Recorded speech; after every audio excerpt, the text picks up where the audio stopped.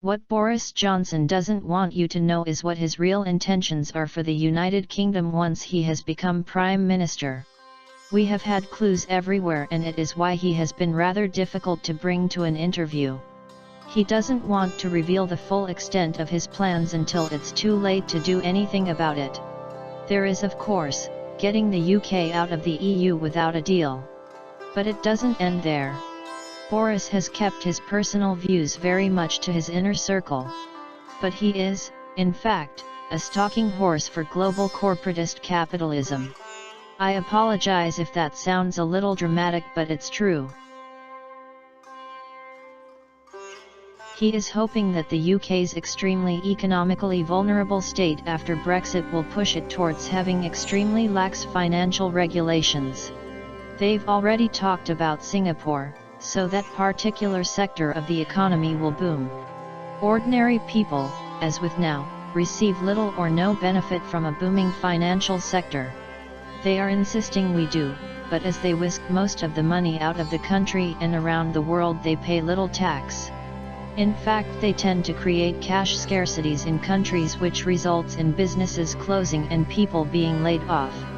The money also ends up in semi-secret stashes in small countries with flexible financial regulations. Both Johnson and Rees-Mogg, great patriots that they are, have the greater part of their wealth in such accounts and are trying to get us out of the EU before the new regulations that would make them pay tax on this money come into force. Mr. Johnson is looking, along with the other Brexiters, to open our markets, and everything to them is a market, including the NHS, to unfair competition from huge USA corporations with the cash to bulldoze British competitors out of the way. To encourage their involvement, he has already stated that he will bring in tax cuts for the rich as Trump has done in the USA. This will have the same results. Big corporations in which wealthy people like himself have huge investments will become very rich whilst controlling vital services and shutting down or driving out current businesses. The government will experience large drops in revenue and a massive increase in debt, which will have three major effects. 1. Middle-income earners will experience income tax rises, because the big businesses will not be paying anything like their fair share, if anything at all. 2. Everyone will experience a rise in indirect taxation. 3. The government will cut huge swathes of cash out of the welfare sector, which will be given over to profit-making organizations whose focus is, of course, making the most money while providing the least amount of service so as to increase profits. The cutback to the welfare state will be accompanied by cuts to all the legislation that currently protects working people, as it is seen as a block on the profitability of the large companies. It will be carried out under the guise of taking away obstructions to competitiveness, and we will be told if we put up with these inroads into our standard of living, it will ultimately lead to greater prosperity for all. This has never yet been seen to be the case. Prosperity has only been restored by a mixture of luck, a rise in world markets, and an increase of spending on public services and infrastructure.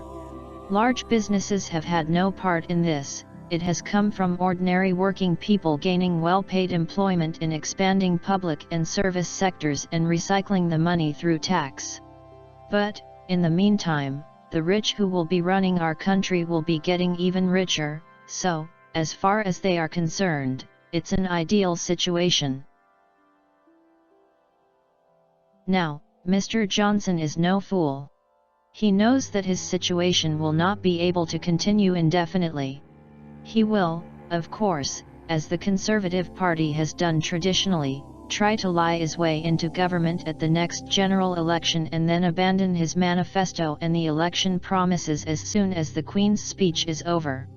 Yet he knows he will be eventually voted out of office, if only because in the end the British voters would have had enough, as in the past. But he will leave behind such an appalling situation that he is hoping that it will prove an almost impossible task for any incoming government to pull it back within any reasonable time period, allowing the global corporations to continue making vast profits from us for some time into the future. He and his like will cut and run with the possible prospect of the situation continuing well into the time that he is relaxing with his Brexiter pals in their tax havens.